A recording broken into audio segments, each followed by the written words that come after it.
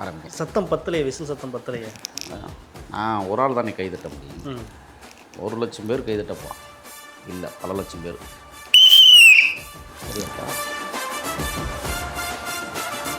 இன்றைக்கி அன்றாடங்காட்சி மக்கள் விசிலை தயாரிக்க தொடங்குவார்கள்.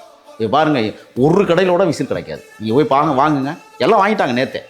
அவ்வளோ டிமாண்ட் ஆயிடுச்சு அப்போ. ஆமாம், விசிலுக்கு இப்போ டிமாண்ட் ஆயிடுச்சுல. இப்போ உற்பத்தி தொடங்க போகுது பாருங்க. ரெட்டலை உற்பத்தி பண்ண முடியுமா? உதயசூரியனை உற்பத்தி பண்ண முடியுமா? ஆனால் எங்கள் சின்னத்தை உற்பத்தி பண்ண முடியும். அதே சமயம் இப்போ டிஸ்டர்பன்ஸ் பண்ணுறதுனால ஓட்டு கூட வராதுக்கான வாய்ப்புகள் கூட குறையும். மக்கள் வந்து வெறுப்பாங்க உங்களை அப்படின்ற மாதிரிலாம் சொல்கிறாங்க. எப்படி பார்க்குறீங்க? சூரியன் சுட்டரிக்கிறது என்பதற்காக நீ உதிக்காதுன்னு சொல்ல முடியாது. விசில் ஊதுவது என்பது தொந்தரவு என்றால் நீங்கள் மற்ற எந்த இடத்துலையும் நீங்கள் பயணிக்க முடியாது. புரட்சித் தலைவர் எம்ஜிஆர் அவர்களே பன்னெடுங்காலமாக அவர் வியை தான் காட்டியிருக்கார், ரெட்டலையை காட்டல. வி அப்படின்னா என்ன? வெற்றி, விஜய், விசில். அப்போ புரட்சித் தலைவருக்கே தெரிஞ்சிருக்கு, நமக்கு அடுத்த வாரிசு இனிமேல் விஜய் தான் என்பதை புரட்சித் தலைவர் எம்ஜிஆர் உணர்ந்த காரணத்தால் ஏதோ அவருக்கு ஒரு ஒரு ஒரு மைண்ட் செட்டில் சமிஞ்சை கொடுத்துருக்கு. ஒருவேளை எனக்கு இப்போ தான் சந்தேகம் வருது. தலைவரை நான் சந்திக்கிற போது என்கிட்ட ஒரு வார்த்தை சொன்னார். நான் பேசணும்னு நினைப்பேன், ஆனால் நீங்கள் பேசிட்டீங்க. அதுதான் இது. தலைவனுக்கும் தொண்டனுக்குமான ஒரு உறவு இருக்குது பாருங்க, அதுவும் ஒரு பிரபஞ்சத்தின். இப்போ விசில் வந்தால் என்ன நடக்கும்? மாற்றம் ஒன்று மட்டும்தான் மாறாது. இந்த வார்த்தை எல்லாத்தையும் மாற்றுறோம். எங்கள் தலைவர் மாற்ற போகிறாங்க. நான் எங்கள் தலைவரை கேட்காம எதையும் பேசிடக்கூடாதுன்னு நான் நினைக்கிறேன். இருந்தாலும் ஒரு விஷயத்தை சொல்கிறேன். முதற்கட்டமாக எங்கே ஆரம்பிக்க போகிறீங்க? தலைவர் அறிவிப்பார், அறிவிச்சிட்டார். அது நாளைக்கா? நாளை மறுநாள் 26 கிளம்புறோம். மாவட்ட வாரியாக கிட்டத்தட்ட 10 நாள் எல்லாருமே சுற்றுப்பயணத்தில் இருக்க போகிறோம். கிராமங்கள் அதிர காத்திருக்கிறது.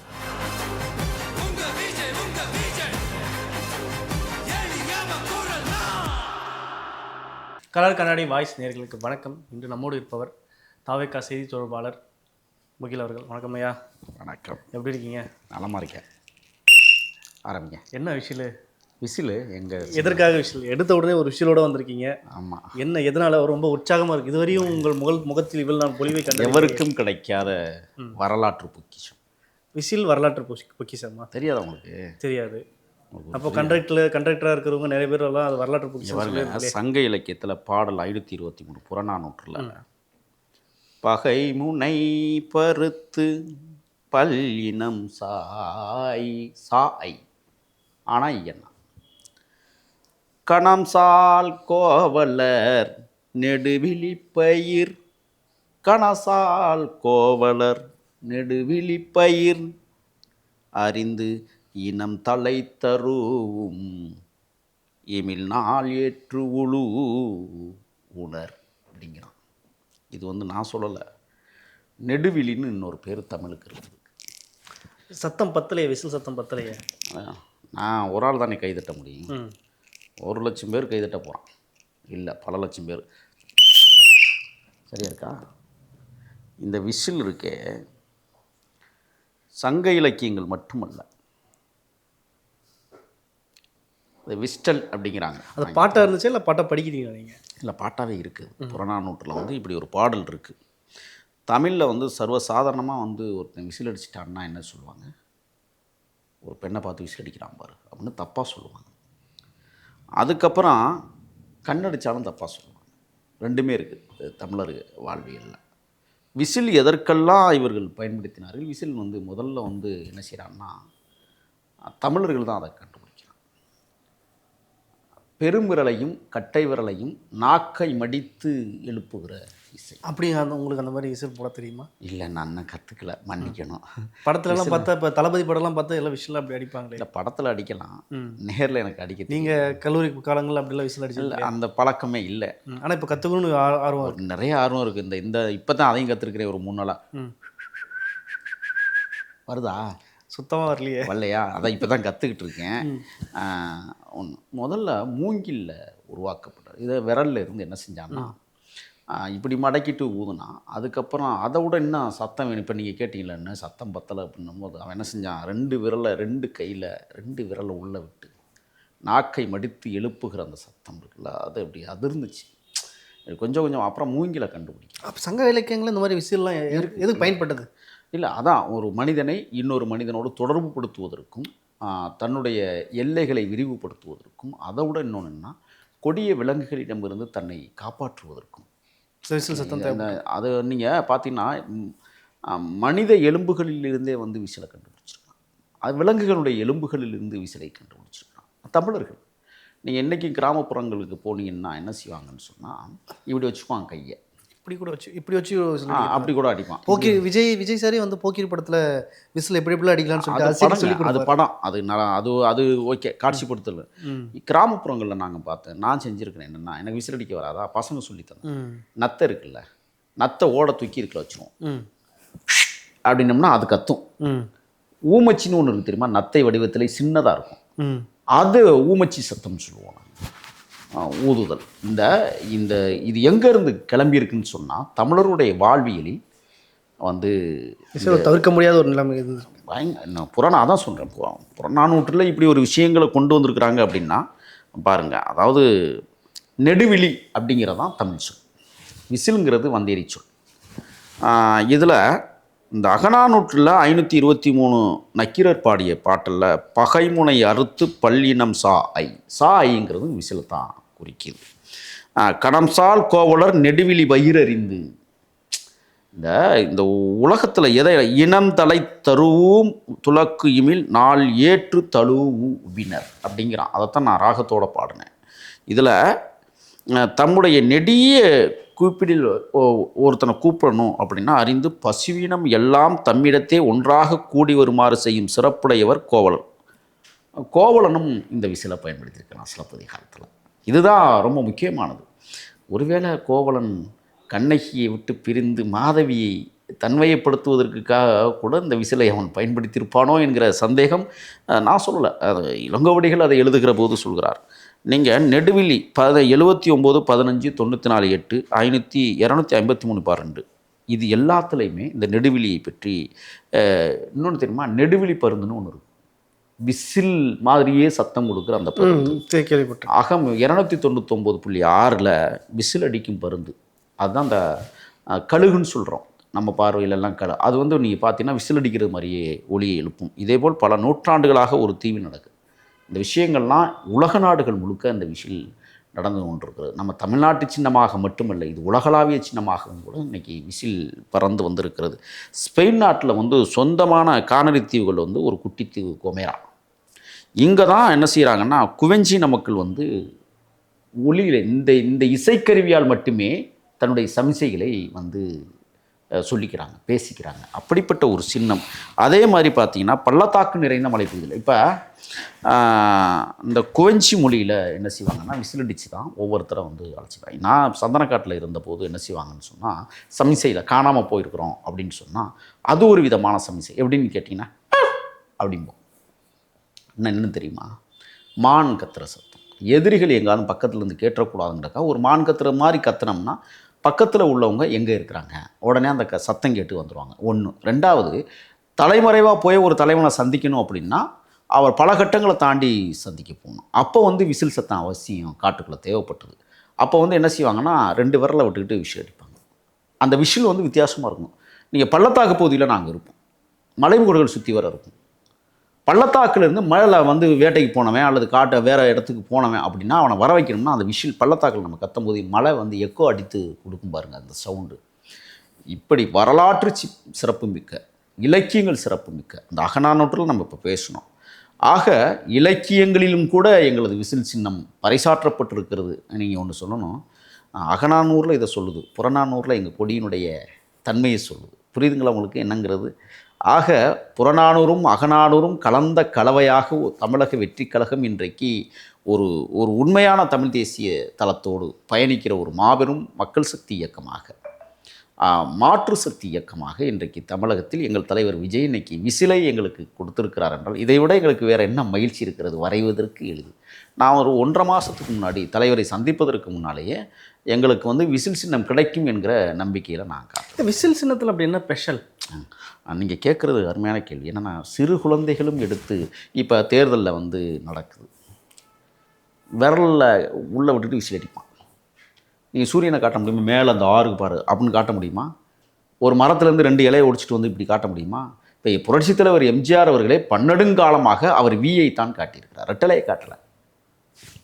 வி அப்படின்னா என்ன? வெற்றி, விஜய், விசில். அப்போ புரட்சித் தலைவருக்கே தெரிஞ்சிருக்கு நமக்கு அடுத்த வாரிசு இனிமேல் விஜய் தான் என்பதை புரட்சித் தலைவர் எம்ஜிஆர் உணர்ந்த காரணத்தால் ஏதோ அவருக்கு ஒரு ஒரு ஒரு மைண்ட் செட்டில் சமிஞ்சை கொடுத்துருக்கு.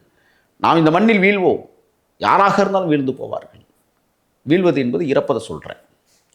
ஆனால் நமக்கு பிறகு ஒரு தம்பி எவனாலும் ஒருத்தன் பிறப்பான், அவன் வெற்றியோடு இருப்பான் அப்படிங்கிறதுக்காகத்தான் புரட்சித் தலைவர் அவர்கள் வியை காட்டியிருக்கிறார். அதைத் தொடர்ந்து ஜெயலலிதாவும் அதை பின்பற்றி இருக்கிறார் என்றால் தனக்கு பிறகு அடுத்த தலைமுறை நிச்சயமாக வியில் தான் தொடங்கும் என்பதை பறைசாற்றுகிற விதமாக 2 விரலை காட்டி வி என்று அவர்கள் வெற்றி முழக்கம் ஏற்றிருக்கிறார்கள் என்றால் அது விஜய்க்குத்தான் பொருந்தும் என்பதில் இன்றைக்கு அகநானூரும் சரி, அல்லது இது போன்ற புரட்சித் தலைவர் எம்ஜிஆரும் இன்றைக்கு அவர்கள் பறைசாற்றி இருக்கிற ஒரு சின்னம் எங்களுக்கு கிடைத்திருக்கிறது என்றால் மாபெரும் தலைவர்கள். குழந்தைகள் வரைவதற்கு ரொம்ப எளிது. இப்போ நேற்று 11 மணிக்கு அறிவிச்சாங்க விசில் சின்னம். நான் 1.5 மாதத்துக்கு முன்னாடி எங்களுக்கு சின்னமே விசில் தான் சொன்னேன். அப்போ நான் இயக்கத்திலே சேரல, தலைவரையும் சந்திக்கலை. எப்படி எனக்கு தெரிஞ்சது அப்படின்னா, உடனே நீங்கள் வந்து பாஜகவிலேருந்து செய்தி வந்துச்சு, ஆர்எஸ்எஸ்லேருந்து செய்தி வந்துச்சு அப்படிங்கிறதெல்லாம் நீங்கள் நினைக்காது. எனக்கு ஒரு வியூகம் இருந்தது, எனக்குள்ள ஒரு ஒரு ஒரு சிம்ரிஷம் தோன்றியது. என்னென்னா, தலைவர் அவர்கள் பேர் விஜய், அவர் நடத்திய முதல் மாநாடு விக்கிரவாண்டி, ஏன் சின்னமும் வியில் வரக்கூடாது? அப்போ விசில் தான் சரியாக இருக்கும் என்ற அடிப்படையில் தான் நான் ஒரு ஞானோதயம். ஆமாம், அப்போ அப்படி தான் இங்கே கிடச்சிது எனக்கு. 1.5 மாதத்துக்கு முன்னாடி நான் பேசியிருக்கிறேன், விசிலை பற்றி ஒரு வரலாறே பேசியிருக்கிறேன். இப்போ நான் உங்கள்கிட்ட பேசுகிறதோட கூடுதலாக பேசியிருக்கிறேன்.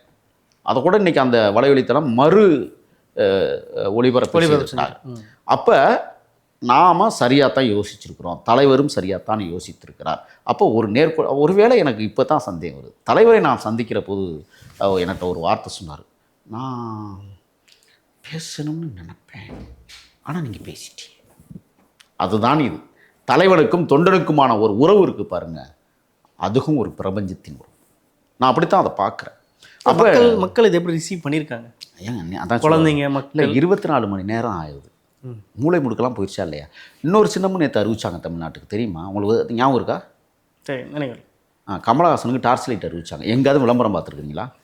அது திமுகவினுடைய இன்னொரு டீம்னு வச்சுக்கோங்க, டீம் கூட இல்லை, குழு, சின்ன குழு.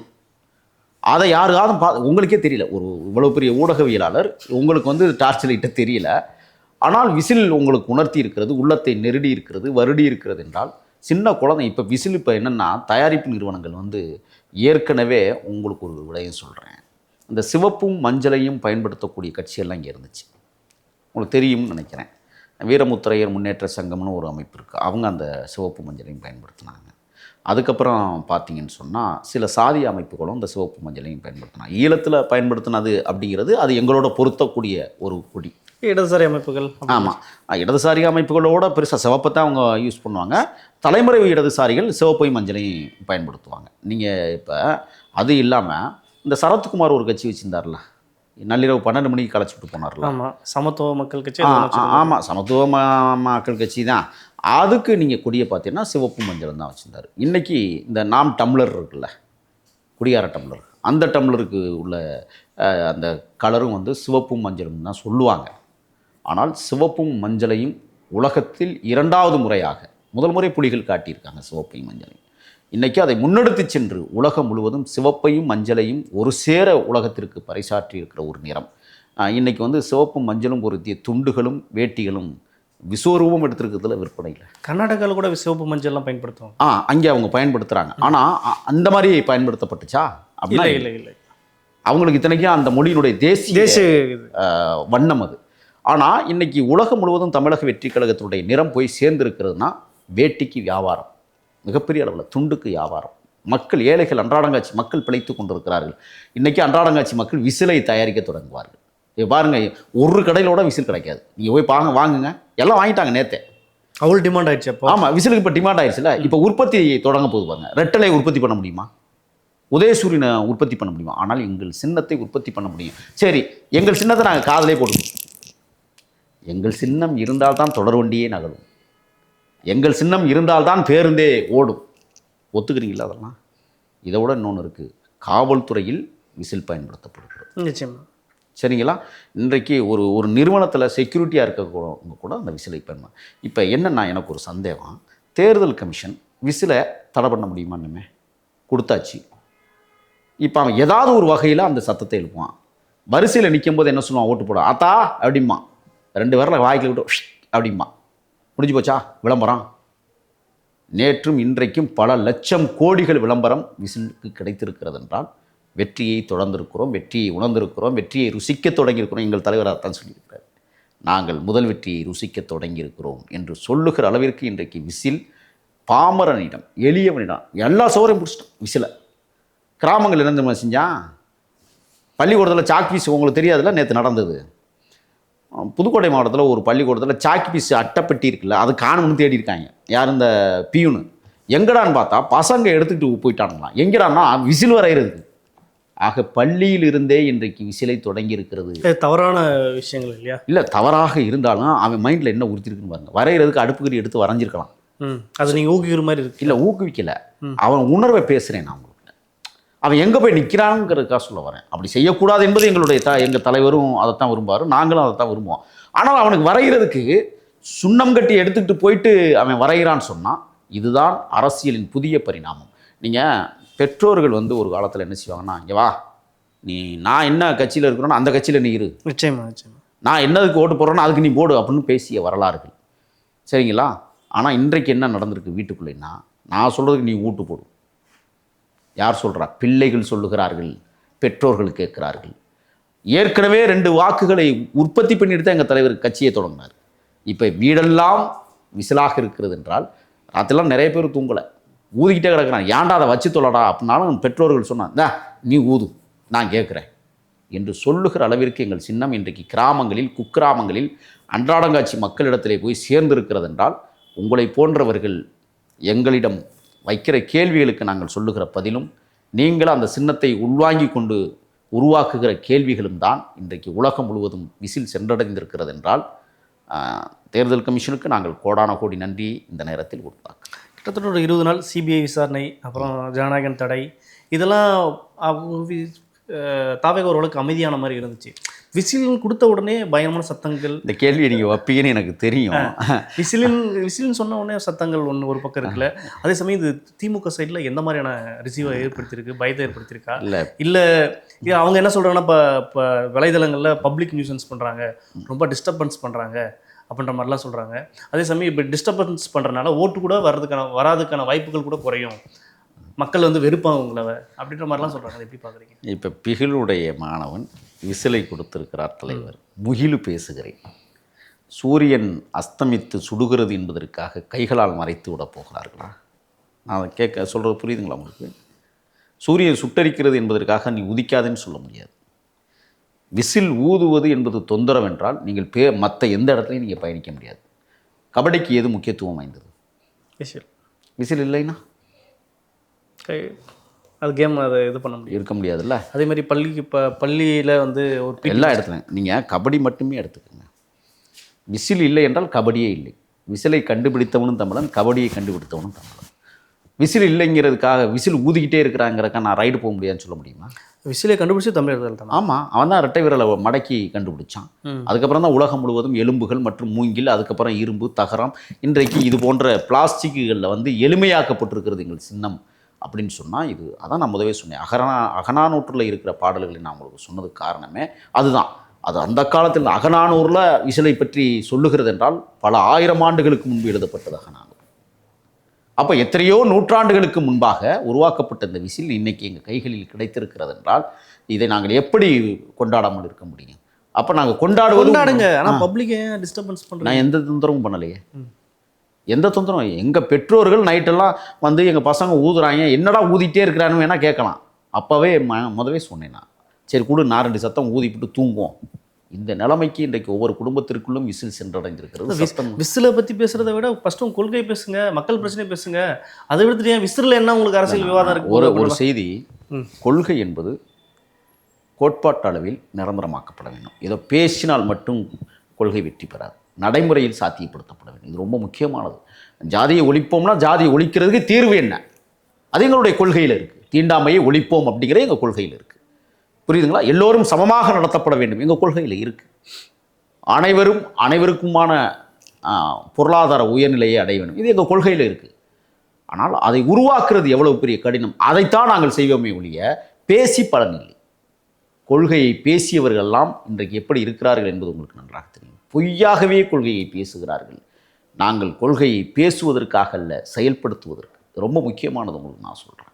ஆக இப்போ எங்களுக்கு விசிலை நாங்கள் முதன்மைப்படுத்துகிறோம்னா மக்கள் கொள்கையை விரும்புகிறாங்களா? அன்றைக்கி கொள்கை சேர்க்கிறது எங்கள் கடமை. இல்லை, மக்கள் விரும்பலான்றதுக்காக அதை போய் தவிர்க்க இல்லை, நான் தவிர்க்கலன்னு சொல்லலை. கொள்கை சேர்ப்பது எங்கள் கடமை, அது செயல் மூலமாக சேர்க்க வேண்டும் என்று ஆசைப்படுகிறோம். ஆனால் விசிலை முதல்ல சேர்த்தா தானே எங்கள் கொள்கையே மக்களிடத்தில் கொண்டு போய் சேர்க்க முடியும். அதனால தான் விசிலுக்கு முக்கியத்துவம் இன்றைக்கி கொடுக்க வேண்டிய சூழலுக்கு நாங்கள் வந்திருக்கிறோம் என்றால் ஒரே நாளையில் விசிலை சேர்த்துட்டோம். நான் ஏற்கனவே கடந்த காணொலியில் உங்கள்கிட்ட தான் நான் சொல்லியிருப்பேன் நினைக்கிறேன். எங்கள் தலைவர் முகமே எங்களுக்கு சின்னமாக இருக்கும் என்று சொன்னேன். இன்றைக்கு எங்கள் தலைவரே ஒரு சின்னத்தை கொடுத்திருக்கிறார் என்றால் விசிலையும் எங்கள் தலைவருடைய விஜய் முகத்தையும் பார்க்கிற போது உலகமே இன்றைக்கு உற்று நோக்குகிற ஒரு சின்னமாக மருவி இருக்கிறது, மாறி இருக்கிறது என்றால் எதிராளிகள் கிளப்பி கொடுக்கிறது எப்படி வேணாலும் பேசுவான். நேற்று இப்போ நான் ஒன்று நீங்கள் கூட கேட்கலாம், எங்கே இவ்வளவு பேசுகிறீங்களே, மஞ்சள் கலரில் போடாமல் இப்படி காவி கலரில் போட்டு ஆர்எஸ்எஸ்ஸை அடையாளப்படுத்துறீங்களேன்னு கூட கேட்கலாம். இது உங்களுக்குள்ளே இருக்கிற அந்த சிந்தனை. இல்லை, நான் அப்படி நினைக்கவே இல்லை, நீ நினைக்க மாட்டீங்க. இருந்தாலும் கேள்வி கேட்டுருவீங்கிறதுக்காக நான் முந்திக்கிறேன். இது எங்கள் பௌத்தத்தின் கொடி அப்படிங்கிறதுக்காக நான் போட்டிருக்கிறேன்னு சொல்ல முடியும் என்னால். இந்த தற்குறிகள், இந்த நாட்டை நாசகரமாக்கிய சக்திகள், இந்த தேசத்தை குட்டிச்சுவராக்கிய சக்திகள். நான் ஒன்று கேட்குறேன். KN நேரு என்கிற ஒரு அமைச்சர் 3 துறைகளில் கொள்ளையடித்திருக்கிறார். தெரியுமில்ல உங்களுக்கு? பொருளாதார குற்றப்பிரிவு வழக்கு போடுங்கன்னு சொல்லுது. ஏன் இதுவரை இவர்கள் போடலை? எதற்காக அவரை பாதுகாக்கிறார்? குற்றப்பத்திரிகை அனுப்பி விட்டுருக்காங்க. ஏன் அவரை பாதுகாக்கிறது? அப்போ பாதுகாப்பவர்கள் யார்? இங்கே பாருங்க, இப்போ திருடர்கள் முன்னேற்ற கழகம்னு பேர் மாற்றிட்டோம் நாங்கள், தெரியுமில்ல திமுகவுக்கு. KN நேரு அரசு பணி வழங்குவதற்காகவே 888 கோடி லஞ்சம் பெற்றிருக்கிறார். இப்போ எங்கள் தாய்மார்களுக்கு, எங்கள் பிள்ளைகளுக்கு அல்லது கிராமப்புறங்களில் அன்றாடங்காட்சி மக்களுக்கு 888 கோடி அப்படின்னா ஒன்றும் புரியாது. அவங்க என்ன செய்யலாம், அடைச்சேத்தா 1 கோடி கொண்டாந்து போடுறான், பிறந்தா 1 கோடி துணி கொண்டாந்து போடுறான். துணியை அவர்கள் கோடியாக. கண்டிப்பாக. ஆனால் இது பணம். 888 கோடி என்றால் கிட்டத்தட்ட 800 லட்சம். 88 கோடி அளவிற்கு 800 லட்சம் என்பது சாதாரண விஷயமா? இவர்கள் இந்த நாட்டை சுரண்டி கொடுத்தவர்கள். KN நேருவை பாதுகாக்கிற முதலமைச்சரை கைது செய்யணும்னு நாங்கள் சொல்கிறோம். அது மட்டும் இல்லை, ஒப்பந்தங்கள் வழங்க 1020 கோடி லஞ்சம். இது நாடா? அடுத்து பாருங்க, அரசு அதிகாரிகளின் பணியிட மாற்றம் வழங்குவதற்கு 365.87 கோடி லஞ்சம். இது 3ஐயுமே KN நேரு செய்திருக்கிறார் என்கிற குற்றச்சாட்டு நான் சொல்லலை, ED சொல்லுது. கைது பண்ணணும்னு சொல்லுது. குற்றப்பத்திரிகை தாக்கல் பண்ணியிருக்காங்க. இந்த குற்றவாளியை பாதுகாப்பது முதலமைச்சர் தானே, அவருடைய காவல்துறை தானே கைது செய்ய மறுக்கிறது என்றால் முதலமைச்சரை கைது செய்வதற்கான முகாந்திரம் இருக்கிறதா இல்லையா? தமிழக வெற்றி கழகத்தின் சார்பில் ஆணித்தரம் அழுத்தமாக நாங்கள் சொல்கிறோம். ஆக கோடிகளில் கொள்ளையடிக்கிற கும்பலை விரட்டி அடிப்பதற்காகத்தான் விசில் எங்களுக்கு கிடைத்திருக்கிறது என்றால் மனதார ஏற்றிருக்கிறோம். இங்கே பாருங்க, யார் பாடினது? எம்ஜிஆருக்கு உள்ள பாட்டு தானே இது. சரியாக பாடியிருக்காங்களா? யாரை பார்த்து பாடியிருக்கிறாருன்னு இப்போ புரியுதா? இங்கே இருங்க, இன்னொன்று சொல்கிறேன். இவன் திராவிட மாடலுங்கிறான். குஜராத்தில் குஜராத் மாடல்னு ஒன்று இருக்குது, தெரியுமில்ல உங்களுக்கு? சொல்லியிருக்கிறாங்கல்ல. கிட்டத்தட்ட 201 கோடியாம் நீர்த்தேக்க தொட்டி கட்டியிருக்கிறானுங்க. தண்ணி ஏற்றிருக்கிறானுங்க. எத்தனையோ லட்சம் லிட்டர் தண்ணி ஏற்றிருக்கண்ணே. ஏற்றி சோதனை பண்ணியிருக்கிறானுங்க. பொறுத்துக்கிட்டு கீழே விழுந்துருச்சு. 201 கோடி முடிஞ்சதா? அதுக்கு எடுத்துக்காட்டு திராவிட மாடல் ஆட்சி நான் சொல்கிறேன். அந்த 400 கோடியில் ஒரு பேருந்து நிலையம் கட்டினாங்கல்ல கிளாம்பாக்கத்தில். ஆமாம், தெரியுமா உங்களுக்கு? தெரியும். போயிருக்கிறீங்களா? போனதில்லையா? போங்க, அவசியம் போங்க. வெளியூர் பேருந்துகள் ராமேஸ்வரம், காரைக்குடி, புதுக்கோட்டை போன்ற பகுதிகளுக்கு தென் மாவட்டங்களில் போகிற அந்த 3வது 4வது நடைபாதை பிளாட்ஃபார்ம், அது ஒவ்வொரு நடைபாதைக்கும் ஒவ்வொரு கழிவறைகள் கட்டியிருக்காங்க. அதாவது 3-4 கழிவறை இருக்குல்ல, அந்த கழிவறை மேற்கூரை இடிந்து கீழே வந்துருக்கு. 400 கோடி எங்கே கொள்ளையடிச்சிருக்கீங்களா இல்லையா? அது சரியாக கட்டினா விழுகுமா? ஒன்று. 2வது இன்னொரு விஷயம் சொல்கிறேன். உலகத்திலேயே கோலமாவு சாலை கேள்விப்பட்டிருக்கிறீங்களா? புதுசாக இருக்குல்ல உங்களுக்கு. இங்கே போடுற சாலை கோலமாவு கோகிலாக தான் கேள்விப்பட்டிருக்கேன். கோலமாவு இங்கே சாலையே இருக்குது. என்னென்னா பெரிய சரளைக்கு ஒரு ரேட் இருக்கும், அது குறைவான ரேட். ஏன் தெரியுமா பெரிய சரளைக்கு குறைவான ரேட்டு? மிஷின் அரைக்க ரேட், அப்படி தானே? ஒத்துக்கிறீங்களா? இப்போ இந்த சிறிய மாவுல போடுறாங்கல்ல சாலை, இது எதுக்குங்கிறீங்க? கூடுதல் வேலை, கொள்ளையடிக்கலாம்ல. ஒன்று, இந்த சாலை ஏதாவது 6 மாதம் தாங்குதா? நீங்கள் சொல்லுங்கள், மனச்சாட்சியை தொட்டு சொல்லுங்கள். 6 மாதம் தாங்குகிற சாலை எங்கேயாவது இருக்கா? இந்தியா முழுக்க கேட்குறீங்களா, தமிழ்நாடு மட்டும் கேட்குறேன்? நான் தமிழ்நாடு தான் பேச வரேன். இந்தியா முழுக்க ஒவ்வொரு மாநிலமும் ஆளுது. குஜராத்னு பார்த்து மோடியை பற்றி சொன்னீங்க, அதில் தான் நான் அப்படி யோசிக்க ஆரம்பிச்சேன். இல்லை நீங்கள் இவன் காப்பி அடிச்சுப்பான், அவங்கெல்லாம் இவன் இந்த ஆட்சியாளர்களை பார்த்து காப்பி அடிச்சிருப்பாங்க. அவங்க எப்படா கொள்ளையடிக்கலாம், இதில் கொள்ளையடிக்கலாம். திமுக பார்த்து அவங்க காப்பி அடிச்சிருப்பாங்க. காப்பி அடிச்சுப்பாங்க. நீங்கள் ஒன்று சொல்கிறேன், திருப்பத்தூர் மாவட்ட ஆட்சியர் அலுவலகம் 2021 அடிக்கல் நாட்டப்பட்டது. 2024 திறந்தார், இந்த முதலமைச்சரே திறந்தார். எத்தனை கோடி தெரியுமா? 110 கோடி. போயிருக்கிறீங்களா? ஏன் திருப்பத்தூர் மாவட்ட ஆட்சியர் அலுவலகம் எல்லா வசதியோடையும் ஆரம்பித்தாங்க. 110 கோடி ரூபா செலவில் கட்டடம் பொழந்துக்கிட்டு நிற்கிது. பாத்ரூமை காணும். இதுக்கு பேர் என்ன? புரியுதுங்களா? இதுதான் திராவிட மாடல். கோடிகளில் கொள்ளையடிப்பதற்காகவே நலத்திட்டங்களை உருவாக்கி அன்றாடங்காட்சி மக்களை அழித்தொழிக்கிற வேலையை செய்து கொண்டிருக்கிறார். அப்போ விசில் வந்தால் என்ன நடக்கும்? மாற்றம் ஒன்று மட்டும்தான் மாறாது, அந்த வார்த்தை மட்டும். எல்லாத்தையும் மாற்றுறோம். எங்கள் தலைவர் மாற்ற போகிறாங்க. நான் எங்கள் தலைவரை கேட்காம எதையும் பேசிடக்கூடாதுன்னு நான் நினைக்கிறேன். இருந்தாலும் ஒரு விஷயத்தை சொல்கிறேன், காவலர்களுக்கான உடையை நிறத்தை கூட நாங்கள் மாற்றுவோம். காவலருக்குன்னு சங்கம் வைப்பீங்களா? அது வாய்ப்பு இல்லை. ஏன்னு கேட்குறீங்களா? அதில் பெரிய சிக்கல் இருக்குது. ஏன்னா உடையை மாற்றுவதற்கு நாங்கள் பேசுவோம். ஏன் தெரியுமா? பச்சை குழந்தை காகிச்சிட்டையை பார்த்தாவே பயந்துட்டு ஓடுது. சிறு குழந்தைகளும் காவல்துறையை பரிவோடு கவனிக்க வேண்டும், பரிவோடு பழக வேண்டும் என்பதற்காக கருப்பு சட்டைக்காரன் காவலுக்கு கெட்டிக்காரன்னு உருகதை இருக்குது தமிழில். சரிங்களா? அதைத்தான் இனிமேல் நடைமுறைப்படுத்துவார் என்ற நம்பிக்கையோடு நான் சொல்கிறேன் உங்களுக்கு. தமிழக வெற்றி கழகம் தன்னிகர் இல்லா தமிழ்நாட்டை உருவாக்குவதற்கு எங்கள் தலைவர் ஒன்று சொன்னார். அடுத்த கட்ட பிரச்சாரம்லாம் எப்படி இருக்கும்? ஐயோ, நாளையிலேருந்து தொடங்குறோம்ல, பிரித்து மேய போகிறோம், வா மோதிப்பார். நான் என்ன கேட்குறேன்னா, மோதி போனால் இப்போ எப்படி நாம் தமிழர் கட்சியும் திமுக சண்டை போட்டுக்குது, அந்த மாதிரி அப்படி மோதிப்பீங்களா? களத்தில் நின்று நிலத்தை அளப்போம். ஒரே ஒரு செய்தி மட்டும் உங்களுக்கு சொல்கிறேன், ஒவ்வொரு கிராமத்திலும் என்ன ஊழல் நடைபெற்றிருக்கிறதோ ஒவ்வொரு கிராமத்திலையும் பேசுவோம். தோல் உரிக்கிறதே இப்போ எங்களுக்கு வேலையை. நானும் தயாராகிட்டேன். மாவட்ட வாரியாக போகும்போது ஒவ்வொரு கிராமத்தில் என்னென்ன கொள்ளையடிச்சாங்கிறத பட்டியலே வெளியிடுவோம். மக்கள் யார் பக்கம் இருக்கிறார்கள் என்பதை பார்க்கத்தான் நாங்கள் ஆசைப்படுறோம். ஒரு விஷயம் ஒன்று. ரெண்டாவது, இவங்க 60 ஆண்டு காலம் ஆட்சி அமைச்சிருக்கிறாங்களா இந்த 2 கட்சி, எதுக்கு உங்களுக்குலாம் கூட்டணி? நீங்கள் தான் மக்களுக்கு சேவை செஞ்சோம்னு சொல்கிறீங்க, மக்களுக்கு நல்லதே செஞ்சோம்னு சொல்கிறீங்க. அப்புறம் ஏன் கூட்டணி? நீங்கள் தனிச்சு நிற்க வேண்டியதானே? நல்லதானே செஞ்சுருக்கிறீங்க. மக்கள் உங்களை நம்பி ஓட்டு போடலாம்ல, ஏன் போட மாட்டேங்கிறாங்க? அதனால தான் கூட்டணி சேர்க்குறீங்க. ஆனால் நாங்கள் நெஞ்சை பிளந்து காட்டுகிறோம். நேர்மை இருக்கிறது, உண்மை இருக்கிறது.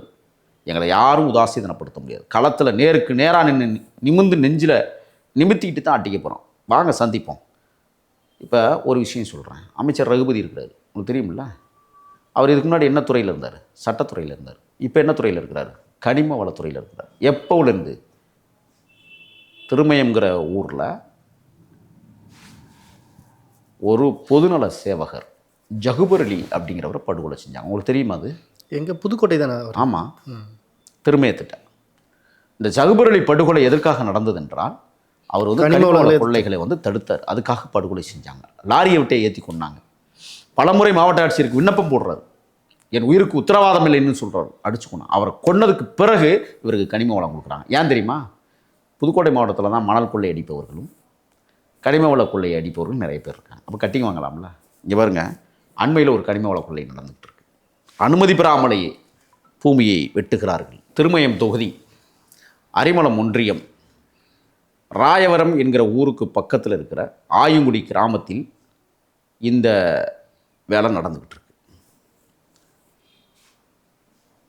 கனிம வளத்துறை அமைச்சர் வாழ்கன்னு சொல்லலாமா, ஒளிகன்னு சொல்லலாமா? தேர்தல் களத்துக்கு வாங்க, திருமயத்துக்கு வாங்க, யாருன்னு நாங்கள் சவால் விடுறோம். நீங்கள் அடிக்கிற கொள்ளையை சும்மா பார்த்துட்டு இருக்கணும்னு நினச்சிட்டு இருக்கிறீங்களா? நீங்கள்லாம் வெட்டி எடுத்து விட்டார்கள். கீழே 18 அடி போயிடுச்சு. முதற்கட்டமாக எங்கே ஆரம்பிக்க போகிறீங்க? தலைவர் அறிவிப்பார். அறிவிச்சிட்டார். அது நாளைக்கா? நாளை மறுநாள் 26லேருந்து கிளம்புறோம். மாவட்ட வாரியாக கிட்டத்தட்ட 10 நாள் எல்லாருமே சுற்றுப்பயணத்தில் இருக்க போகிறோம். கிராமங்கள் அதிர காத்திருக்கிறது. தொண்டர்கள் வரவேற்க ஆவலோடு இருக்கிறார்கள்.